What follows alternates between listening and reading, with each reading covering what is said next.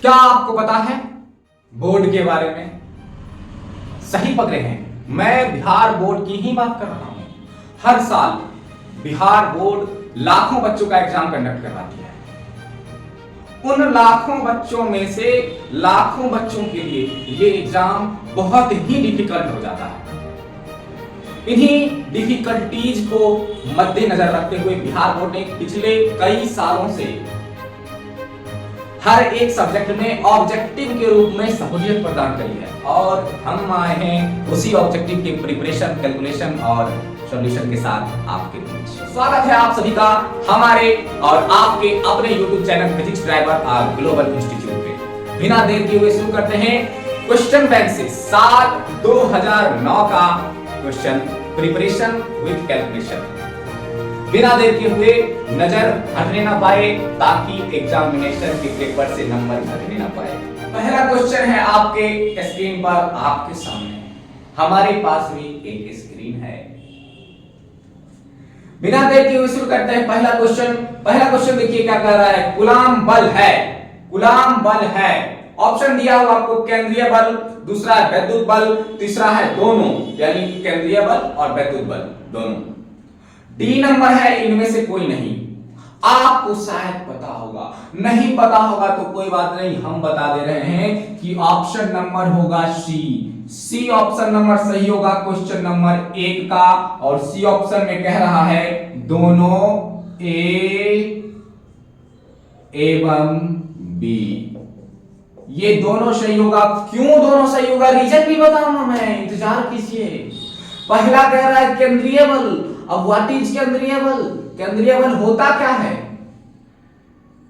केंद्र के बीच लगने वाले बल को केंद्रीय बल कहते हैं। कुछ भी सर?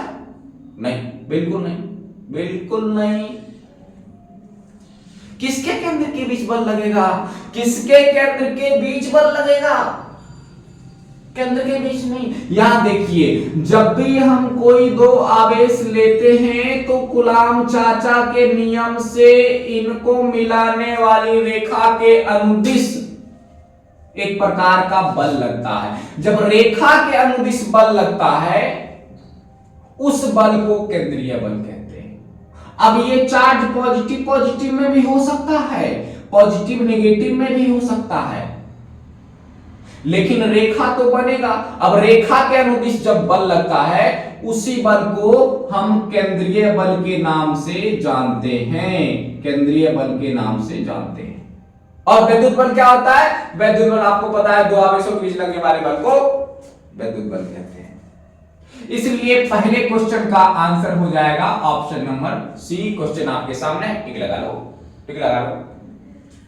और फिर दूसरा क्वेश्चन आपके सामने, आपके स्क्रीन पर। यदि समरूप विद्युत क्षेत्र एक्स अक्ष की दिशा में विद्यमान है तो समविभव होगा, क्या होगा? ऑप्शन है एक्स वाई तल की दिशा में, एक्स जेड तल की दिशा में, वाई जेड तल की दिशा में, कहीं भी। ऐसे कैसे भाई, कहीं भी कैसे हो जाएगा? ये तो गलत बात है ना। तो डी ऑप्शन तो होगा नहीं। आपके पास बचा 3 ऑप्शन, मात्र 3 ऑप्शन। तो पहले जो है दिया हुआ एक्स वाई तल की दिशा में, तो सर एक्स की दिशा में तो विद्युत क्षेत्र दे ही रखा है, तो एक्स की दिशा में तो कुछ होगा नहीं।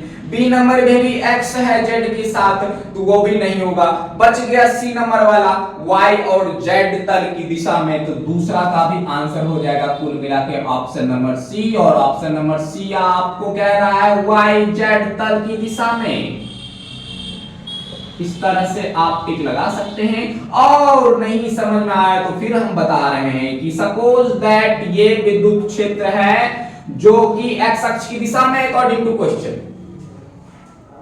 अगर इस पे कोई समविभवी तल हम खींचें, अगर इस पे कोई भी समविभवी तल हम खींचें, तो इसको हम सपोज कर सकते हैं ये है वाई एक्सिस, और इसको सपोज किया जा सकता है कि ये है जेड एक्सिस।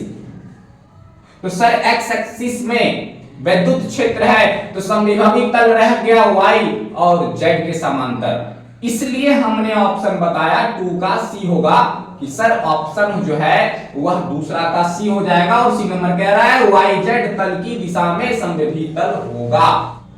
तीसरा क्वेश्चन आपके सामने, आपके स्क्रीन पर है। किसी विभव मापी की संवेदनशीलता को बढ़ाने के लिए क्या किया जा सकता है? ऑप्शन नंबर 1 दे रखा है, इसका अनुप्रस्थ क्षेत्रफल बढ़ाना चाहिए, इसकी धारा को घटाना चाहिए, इसकी लंबाई को बढ़ाना चाहिए, इसकी धारा को बढ़ाना चाहिए।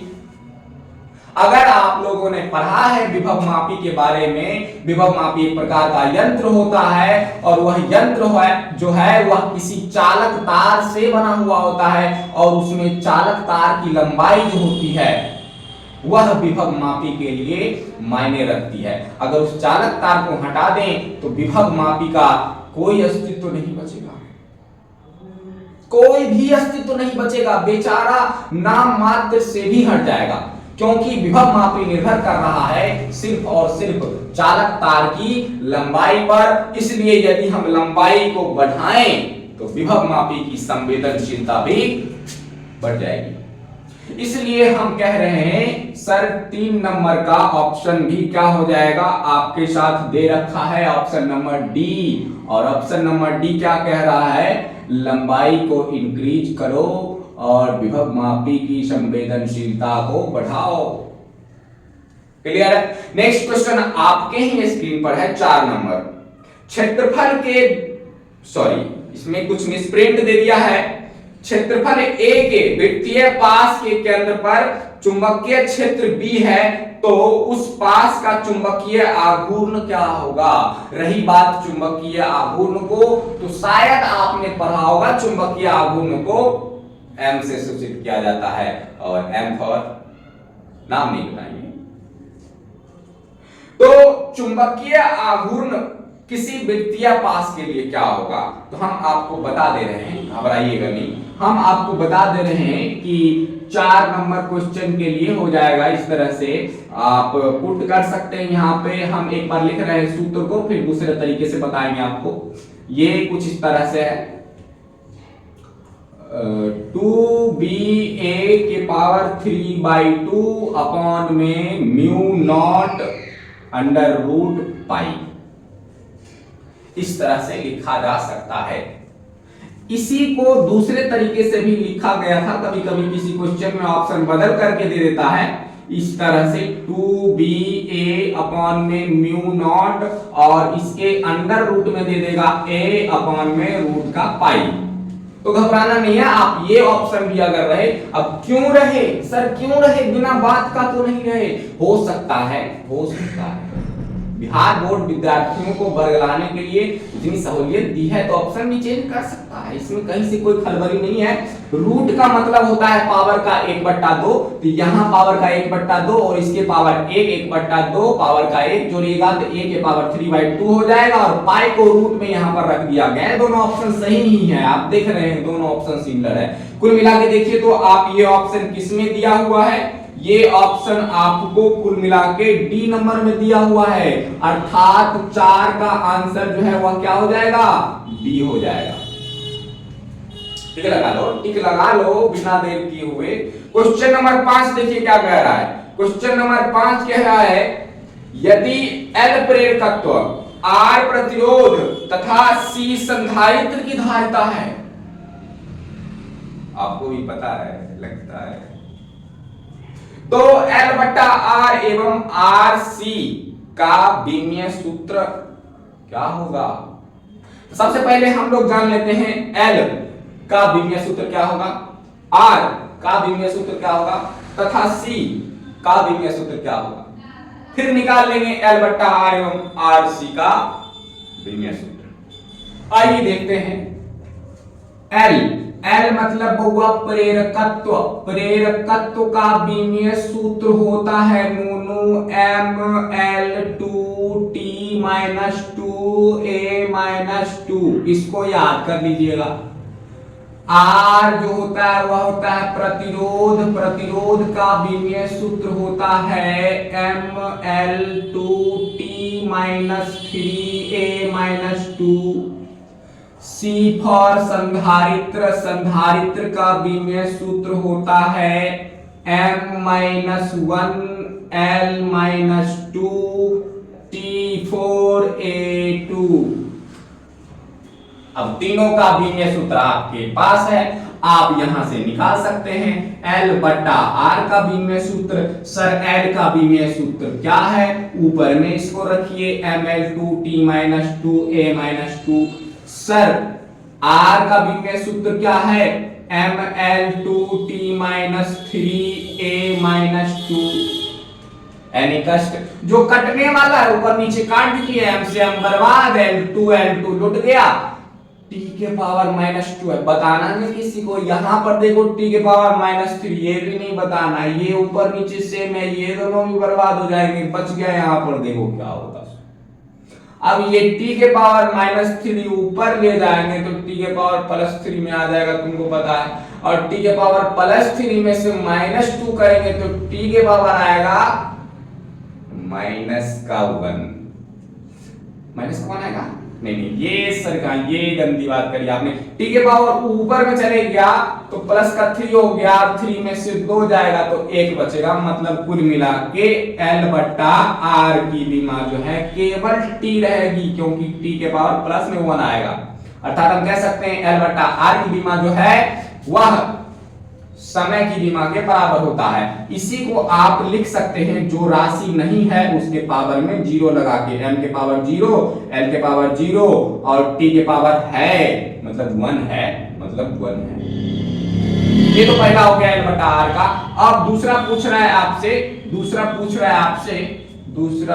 रहा है, दूसरा पूछ रहा है RC की बीमा, दूसरा पूछ रहा है RC की बीमा, दूसरा पूछ रहा है RC। सर R की बीमा कितनी है, R की बीमा है ML2T-3A-2 इंटू है सर RC, इंटू के फॉर्म में है, यहां से लिख सकते हैं आप। C का बीमा कितना है, C का बीमा है M-1L-2T4A2 प्लस का A2 माइनस का, लुट गया। T3 माइनस में, T4 प्लस में, 4 में से 3 गया 1। सर जोड़ घटा सिखा रहे हैं? नहीं बच्चे, बता रहा हूं आपको। पावर दोनों का क्या हो जाता है पता है, घातांक नहीं पढ़े होंगे आप, ऐड हो जाता है। पावर का 4 में से 3 गया तो 1 बचेगा, मतलब प्लस का T बचेगा। L2 से माइनस वाला बर्बाद, M के पावर 1 से M के पावर -1 बर्बाद। कुल मिला के इसका में से बचेगा यहाँ पे T, केवल T। कुल मिला के हम कह सकते हैं RC की बीमा जो है वह भी सर समय की बीमा के बराबर होगा। अर्थात यहाँ भी आप मूल रूप में इसको लिखेंगे तो M और L के पावर 0, चूंकि M और L तो आया ही नहीं था, और जो नहीं आता है उसके पावर में हम 0 लिख सकते हैं। यही फिजिक्स है, यही जो नहीं है उसको भी माना जा सकता है। समझ गए? उम्मीद है ये जो है आपका कितना नंबर क्वेश्चन था, 5 नंबर का था, 5 नंबर, ये 5 नंबर का, 5 नंबर का ऑप्शन नंबर ये किससे मिल रहा है सर, RC की बीमा इतनी है, LR की बीमा इतनी है सर, ये मिल रहा है सर, मिल गया। ऑप्शन नंबर डी हो जाएगा। तो 5 नंबर का ऑप्शन हो जाएगा, ऑप्शन हो जाएगा डी, 5 नंबर का आंसर हो जाएगा डी। क्लियर है? और आगे आपके सामने सवाल है 6 नंबर, देखिएगा आपने स्क्रीन पर। चुंबक के tan A तथा tan B स्थिति में दूरी d पर चुंबकीय क्षेत्र क्रमशः B1 तथा B2 हो तो B1 B2 का मान बताना है, घबराना नहीं है। समझ रहे हो कि नहीं? घबराना नहीं है। यहाँ पे अक्षीय स्थिति और निरक्षीय स्थिति में चुंबकीय क्षेत्र का सूत्र पूछ रहा है, और वो सूत्र हम सही बता दे रहे हैं तुमको। B1 के लिए और B2 के लिए दोनों का वैल्यू तुम रख सकते हो। क्या रख सकते हो सर? ऑप्शन में तो देख लो थोड़ा क्या दिया हुआ ऑप्शन। पहला ऑप्शन कह रहा है, पहला ऑप्शन जो कह रहा है वो है म्यू नॉट अपॉन में 4 पाई। सर 4 पाई खटिया नहीं है, 4 पाई समझो इसको, इंग्लिश में पढ़ो। इनटू में है सर 2mm फॉर बलागुण, नहीं सर क्या बात कर रहे हैं, चुंबकीय गुण, ये क्या बात कर रहे हैं आप, 2mm फॉर चुंबकीय गुण। इनटू में दे रखा है आपको d फॉर दूरी। बट्टा में कितना है सर? बट्टा में है d square minus l square के पावर में सर स्क्वायर ही है, घबराना नहीं है। और B2 का वैल्यू भी आपको दे रखा है म्यू नॉट अपॉन में 4 पाई, फिर सर 4 पाई बोल रहे हैं, इनटू में हो जाएगा आपका m अपॉन में D square plus L square के पावर 3/2। कई हद तक सही है। कुल मिला के समझो ये पहला ऑप्शन में दिया हुआ है और यही ऑप्शन जो है वो 6 नंबर का सही हो जाएगा। ये 6 नंबर का ऑप्शन जो है, ऑप्शन ए जो है वह सही हो जाएगा। याद कर लो सूत्र, ये याद करने वाला सूत्र है बहुगुणन, ये याद करने वाला सूत्र है। डेरिवेशन आपकी क्लास टीचर आपको करवाए होंगे, नहीं करवाए होंगे तो रट लो, हम बता रहे हैं, हम बता रहे हैं। देखिएगा नेक्स्ट क्वेश्चन दिया हुआ है, आप ही के स्क्रीन पर है 7 नंबर क्वेश्चन। देखिए क्या कह रहा है यहाँ पे, विद्युत चुंबकीय तरंग में विद्युतीय एवं चुंबकीय क्षेत्रों के बीच का कालांतर कितना होता है? सर मजाक कर रहे हैं, 90 डिग्री होता है। हमको पता नहीं है, इसको रेडियन के फॉर्म में लिखेंगे, π/2 लिखेंगे सर। और ये ऑप्शन नंबर कितना है? ऑप्शन नंबर हो जाएगा आपका ये बी नंबर, और ये ऑप्शन रहा आपका बी नंबर, ये ऑप्शन बी नंबर रहा, तो 7 का बी हो जाएगा। टिक लगाते जाओ जल्दी जल्दी से फटाफट। 2009 क्वेश्चन बैंक से चल रहा है तैयारी आपकी। बीच में तो कोई नहीं आया बच्चा, बीच में नहीं आया ना। 1 नंबर से देखो, बहुत अच्छे समझ में आएगा। 8वां क्वेश्चन आपके स्क्रीन पर है, स्काई तरंग। वाह, आधा हिंदी आधा इंग्लिश, आधा भी नहीं हो सर, एक वर्ड मात्र इंग्लिश में है, ये तो मजाक कर रहा है बढ़िया से। स्काई तरंग संचार आधारित है किस पे? स्काई सीधा बोलो, आकाश तरंग संचार जो है किस पे आधारित है? आप सभी ने पढ़ा है, हमारे वायुमंडल में ढेर सारे मंडल हैं, आयन मंडल है, क्षोभ मंडल, समताप। सर ज्योग्राफी पढ़ाने आए हैं? नहीं। सीधी सी बात करो तुम, इस तरह से देखो कि यहां से जो है नेटवर्क जाती है ऊपर, आयन मंडल से टकराकर नीचे की तरफ आती है। इस प्रकार का देखा है, किरण से परावर्तित किरणें इस प्रकार से होती है। कह सकते हो कुल मिलाकर के कह सकते हो 8 नंबर का आंसर कुल मिला के कह सकते हो तुम। ये कितना नंबर मिल जाएगा तुमको? आयन मंडल द्वारा परावर्तन पर आकाश तरंग संचार आधारित है किस पे? सर ऑप्शन नंबर ए, आयन मंडल द्वारा परावर्तन पर आधारित है। ठीक है, जितने भी नेटवर्क हैं आयन मंडल से टकराकर नीचे की तरफ आती हैं। समझ ना, ज्यादा सोचने वाली बात नहीं है। रेडियो तरंगे तो रेडियो वगैरह टेलीविजन वगैरह सुनते हो तुम लोग, वो सब तरंग आयन मंडल से टकरा के आ जाती है तुम्हारे टीवी में, और तुम डांस देखते हो कैटरीना कैफ की। हो जाएगा, मजाक नहीं कर रहे हैं। नेक्स्ट क्वेश्चन देखिएगा 9 नंबर। अरे बाप रे, नेक्स्ट क्वेश्चन देखो 9 नंबर जो है वो मैच द फॉलोइंग दे रखा है, और मैच द फॉलोइंग तो अब पूछता नहीं है। बिहार बोर्ड की महिमा तो देखो तुम लोग पे कितना रहम किया है। और हम आपको बता दे रहे हैं ये क्वेश्चन जो है मॉड्यूलन का सही जोड़ा, और मॉड्यूलन चैप्टर जो है आपका सबसे लास्ट चैप्टर होता है एनसीईआरटी से, संचार एवं व्यवस्था वाले चैप्टर से। यहाँ पे दिया हुआ है ए नंबर में आयाम मॉड्यूलन, बी नंबर में आवृत्ति मॉड्यूलन, सी नंबर में कला मॉड्यूलन, डी नंबर में पल्स। यहां पर देखो बाप रे, ये ए बी सी डी करने के बावजूद आपको आंसर भी दे रखा है। ये मैच द फॉलोइंग थोड़ी हुई, ऑप्शन में देखो A number, B number, C number, D number, option भी दे रखा है आपको इसमें। कुल मिला के ये भी टिक द करेक्ट ऑप्शन, ये मैच द फॉलोइंग करके दिया हुआ है, बकलोल बना। तो देखो इसका क्या हो जाएगा, आयन मॉड्यूलन जो होता है वह होता है क्या, हम आंसर इकट्ठा आपका लिख देते हैं एक साथ, फिर आप लिखते रहिएगा कुल मिला के। 9 नंबर का देखिए सर, 9 नंबर का ऑप्शन जो भी आपको जहां भी मिल जाए वो आप लगा लीजिएगा। ए का हो जाएगा 1 नंबर सर, बी का हो जाएगा 3 नंबर, सी का हो जाएगा सर 2 नंबर, और डी का हो जाएगा सर डी का हो जाएगा 4 नंबर। इस तरह से आप जो है वह मिला लीजिए। क्वेश्चन में आपके पास होगा ही नहीं है तो क्वेश्चन देखो, एक स्क्रीन पर है, घूर के देखो ना भाई। यहाँ पे ये इस तरह से हो गया आपका 9 नंबर क्वेश्चन। तैयारी match the following fill in the blanks जो भी आपको आने वाले समय में मिलेगा 2009 से 2010 से 11 12 इस समय बहुत कम ही क्वेश्चन पूछे जाते थे। अब भी 5-6 साल से विद्यार्थियों को बहुत सारी सहूलियत प्रदान कर दी गई है। 35 ऑब्जेक्टिव पूछी जा रही है ताकि बच्चों को नंबर मिले, आत्महत्या ना करे। वो बिहार बोर्ड इतनी महिमा बरसा रही है आप लोगों पे, जरा भी शर्म हो तो पढ़ लो। अब तो देखो कमाल की बात यह है कि 2022-23 से 70 क्वेश्चन देने लगे हैं। किसके लिए? बिहार बोर्ड अपने लिए, तुम्हारे लिए दे रही है। और तुम क्वेश्चन बैंक उठा करके 14 साल के पेपर की तैयारी कर ली तो 35 में 35 आने से कोई नहीं रोकने वाला है। हम भी नहीं रोकेंगे, मजाक नहीं कर रहे, सच बता रहे हैं। और क्वेश्चन नंबर 10 देखो तुम्हारे सामने क्या कह रहा है। क्वेश्चन नंबर 10 देखिए क्या कह रहा है। Question number 10 sir question number 10 देखिए, मूल गेट व्हाट इज मूल गेट? मूल गेट क्या होता है सर?